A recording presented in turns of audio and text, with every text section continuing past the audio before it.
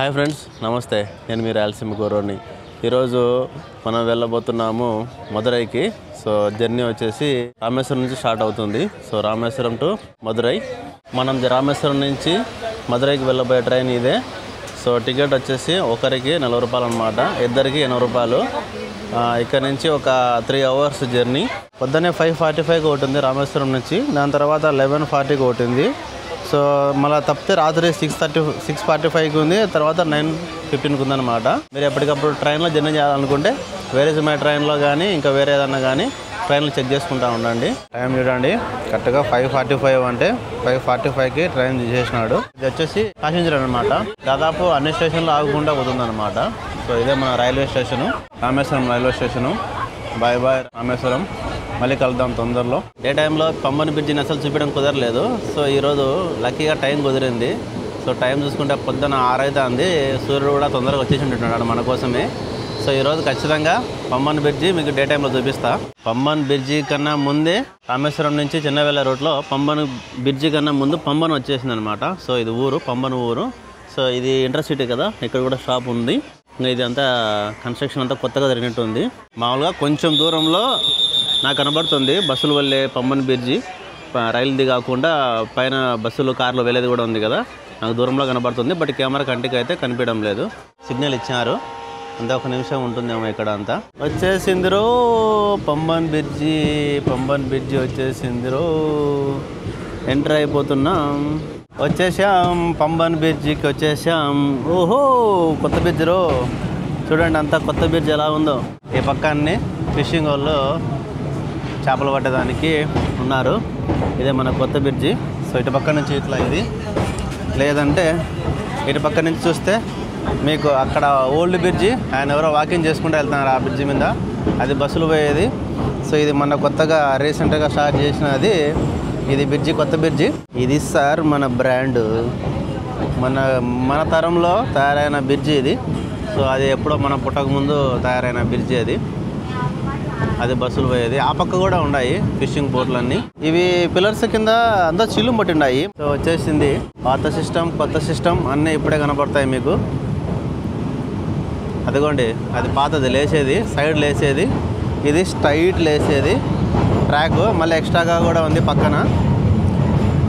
Day టైంలో చూస్తేనే బాగా కనపడేది మనకు, నైట్ టైం చూస్తే మబ్బులో ఏం కనపడలేదు. మొత్తానికి అవ్వదు అనుకున్నానా, అయ్యింది. చూడండి అక్కడ కూడా మెయిన్ రోడ్లోనే బస్సులు అన్నీ ఆపి చూపిస్తున్నారు. ఇదండి మొత్తం కేబుల్ అంతా పైకి లేచేదానికి. సో ఇది సిస్టము. అక్కడ కూడా అందరూ బస్సులు ఆపి మరీ చూపిస్తున్నారు పంబన్ బ్రిడ్జిని. సో ఇది కొత్త బ్రిడ్జి. సో మొత్తానికి అయితే డే టైంలో కూడా చూడడం జరిగింది, మీకు చూపించడం కూడా జరిగింది అనమాట. సో మిస్ అయినదేమో అనుకున్నాను, బట్ మిస్ అవ్వలేదు. నాకు ఒకటి చెప్పండి, ఇంత నీళ్ళల్లో ఈ మాదిరి పిల్లర్స్ వేసి అక్కడ బస్సులు కూడా ఇక్కడ ట్రైన్ కూడా కట్టినారు కదా, దీంట్లో సిమెంట్ గొప్పతనం ఉందా లేకుంటే దీన్ని కట్టిన ఇంజనీర్లు గొప్పతనం ఉందా? అయిపోయింది. End is Pamban bridge. అది చూడండి పాతది. ఆ పాతదానికి ఇక్కడ ట్రాక్ కూడా వికేసినారు. ఆల్మోస్ట్ అక్కడ వరకే ఉండేది, అది తీసేయలేదు, చూపించడానికి ఎందుకు మరిదిలేదు. ఇక్కడంతా ఆల్మోస్ట్ వికేసినారు. మొత్తానికి అయితే వచ్చేసినాము మదురై రైల్వే స్టేషను. సో ఇది వచ్చేసి జంక్షన్ అనమాట, మదురై రైల్వే స్టేషను. టైమింగ్ చూసుకుంటే ఒక 20 నిమిషాలు అట్లా లేట్గా వచ్చింది. బయలుదేరడం అయితే కరెక్ట్గానే బయలుదేరినాడు, కానీ రావడం మాత్రం ఒక 25 నిమిషాలు, ఒక అరగంట సేపు లేట్గా వచ్చినాడు. చూసుకుంటే మొత్తం అందరూ ఆల్మోస్ట్ దర్శనానికి వచ్చిన వాళ్ళే, ఎవరు కొద్ది వాళ్ళందరూ వెళ్ళిపోతున్నారు. ఇది చూడండి, ప్రతి ప్లాట్ఫామ్ పైకి వచ్చేటప్పుడు టెంపుల్కి ఎలా పోవాలి ఏం కదా అని పెట్టినారు. ఇది బాగుంది, ఎవరిని అడుక్కోకుండా ప్రతి ప్లాట్ఫామ్ పైన పెట్టినారు. ఇప్పుడే మొత్తం ఫ్రెష్ అప్ అయిపోయినాము. సో ఫ్రెష్ అప్ కూడా ఇక్కడే మన రైల్వే స్టేషన్లో వెయిటింగ్ హాల్ ఉంటుంది కదా, సో అక్కడే అయిపోయినాము. తర్వాత అక్కడే మన బ్యాగేజ్ కూడా పెట్టేసినాము. సో 2 బ్యాగులు కలిసి 30 రూపాయలు తీసుకున్నాడు. సో మామూలుగా రైల్వేస్ అంతానే ఉంటుంది కదా క్లాక్ రూమా. సో ఇక్కడ నుంచి గుడి వచ్చేసి 1 కిలోమీటర్ చూపిస్తుంది. టైం ఉంది కదా అనేసి బై వాక్ వెళ్ళిపోతున్నాము. ఆటోలలో కూడా వెళ్ళొచ్చాము, బట్ ఎందుకు అలా నడుచుకుంటూ వెళ్ళి తర్వాత ఏదైనా తినడము, టిఫిన్లు కూడా ఉంటుంది కదా, సో దానికోసము బై వాక్ వెళ్తున్నాం అనమాట. నేను విన్న ప్రకారం వచ్చేసి గుడి దగ్గర కానీ గుడి లోపల కానీ కెమెరాలు అలౌడ్ లేదన్నారు. అలౌడ్ లేనిదే మంచిది, ఎందుకంటే ఏదైనా దర్శనము మనం నేరుగా వెళ్ళి చేసుకుంటే ఆ ఫీల్ వేరుగా ఉంటుంది. కెమెరాలలో చూస్తే ఆ ఫీల్ ఏం పెద్దగా బాగుండదు. టిఫిన్ వచ్చేసి స్ట్రీట్ ఫుడ్ అనమాట. 4 ఇడ్లీ ఒక వడ పెట్టినాడు, బాగుండింది టేస్ట్. ఇక్కడ బోర్డు ఉంది అమ్మవారి గుడికి అనేసి. మా ఆవిడ చూడండి బయట ఇరికించుకుంటా ఉంది. ఇది చూడండి ఇక్కడ కూడా ఉంది అనమాట, టెంపుల్ వెళ్ళడానికి స్ట్రైట్ వెళ్ళమని రోడ్డు. అక్కడక్కడ బోర్డులు పెట్టినారు, బాగుంది.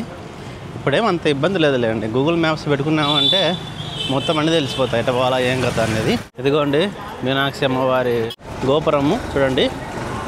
ఏదో కన్స్ట్రక్షన్ జరుగుతుంది, ఏదో రిపేర్లో ఉందనుకుంటా, లేకుంటే ఏదైనా పెయింట్ కానీ పాలిష్ కానీ అలా చేస్తున్నారో మరి. ఇదిగోండి ఇది మెయిన్ ఎంట్రన్స్ అనుకోండి. ఇక్కడ రోడ్డు ఉంది, రోడ్డు పక్క సందులోనే అమ్మవారి మెయిన్ గుడి ఎంట్రన్స్ ఉందన్నమాట. ఆల్మోస్ట్ ఏదో అంత కన్స్ట్రక్షనే నడుస్తుంది. ఇది వచ్చేసి వెస్ట్ టవర్ అనమాట.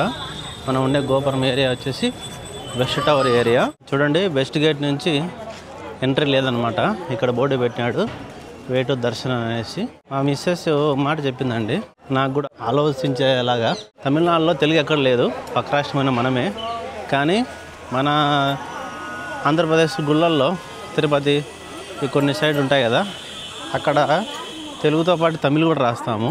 మరి మనం వీళ్ళకి ఇచ్చినట్టు గౌరవం మనకు కూడా వీళ్ళు ఇవ్వాలి కదా వీళ్ళు. సో ఎంతసేపునే హిందీ ఇంగ్లీష్ తమిళ్ ఉంది కానీ తెలుగు ఎక్కడ లేదు. ఇది మనం కూడా కొంచెం ఆలోచన చేయాల్సింది. మొత్తానికి వచ్చేసి దర్శనం అయితే బ్రహ్మాండంగా జరిగింది. జనాలు పెద్దగా లేరు, తక్కువే ఉన్నారు. ఈరోజు మండే, సో వీకెండ్స్లో వస్తే ఎక్కువ ఉంటారేమో. లోపల మాత్రం సర్వదర్శనానికి వెళ్ళాము. సో ఇక్కడ టెంకాయ, ఇక్కడ చెప్పులు, ఇక్కడే మొబైల్స్, ఇక్కడే బ్యాగులు ఏదైనా ఉంటే అన్నీ ఇక్కడే పెట్టాలి, ఓకేనా. మీరు మొబైల్ ఛార్జర్ ఉన్న, పవర్ బ్యాంక్ ఉన్న, బ్లూటూత్ ఉన్న, ఏదైనా వాచ్ ఉన్నా కూడా ఏదైనా కూడా లోపలికి అడవలేదన్నమాట. అన్ని ఇక్కడే పెట్టేసి వెళ్ళాల్సి ఉంటుందన్నమాట. సో మీరు ఎవరన్నా లోపలికి వచ్చినప్పుడు మొబైల్స్ ఇవన్నీ ఇక్కడ పెట్టుకోవడమే చాలా అంటే చాలా బెస్ట్. ఎందుకంటే ప్రశాంతంగా లోపల దేవుణ్ణి కానీ ఆ కట్టడాలు కానీ అన్నీ మీరు ఆస్వాదించవచ్చు. ఇంకా రెండోది వచ్చేసి నేను చెప్పాను కదా గోపురాల దగ్గర ఏదో నడుస్తుందని.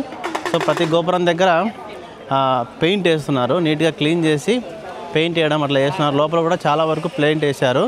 తర్వాత ఎవరైనా చిన్నపిల్లలు వస్తే 3 years లోపల చిన్నపిల్లలు ఉంటే వాళ్ళకి ఆవు పాలు కూడా లోపల ఇస్తున్నారు, అది కూడా బాగుంది. మొత్తానికి వచ్చేసి సక్సెస్ఫుల్గా మధురై ట్రిప్ అయితే కంప్లీట్ అయింది. ఈ నుంచి కుంభకోణం పోతున్నాను, ఈ నుంచి ఒక 4 గంటలు ప్రయాణము. సో బస్సుకు పోదాం అనుకుంటే బస్సు కూడా సేమ్ అంతమించు అవుతుంది, ట్రైనే బాగుంటుంది హెల్త్కి కూడా. ఈ మనకు అదుర్లు ఉండవు, సౌండ్ పొల్యూషన్ ఏమి ఉండదు, డస్ట్ పొల్యూషన్ ఉండదు. అందుకో ఈ తమిళనాడు బస్సులు మన మాదిరి బస్సులు ఉండవు, ఇవన్నీ ఇరుగు సీట్లు ఉంటాయన్నమాట. అందుకోసము ట్రైనే మళ్ళీ సెలెక్ట్ చేసుకున్నాను అనమాట. ఇంకా టికెట్ వచ్చేసి 125 రూపాయలు పడింది అనమాట. సో ఒక్కొక్కరికి అంటే ఇద్దరు కలిసి మాకు 250 రూపాయలు పడింది ఈ నుంచి టికెట్. సో బస్సు కన్నా ట్రైన్ తక్కువ, ప్లస్ సేఫ్టీ కూడా మనకి ఇది ఎక్కువగా ఉంటుంది, జర్నీ అంతా సాఫ్ట్గా వెళ్తుంది అనమాట. సో మధురై టు కుంభకోణము తంజావూరు 2 పక్కనే ఉంటాయి. ఇది కుంభకోణం వరకు వెళ్తుంది, అందుకే మనం కుంభకోణం వరకు వెళ్తున్నాం అనమాట.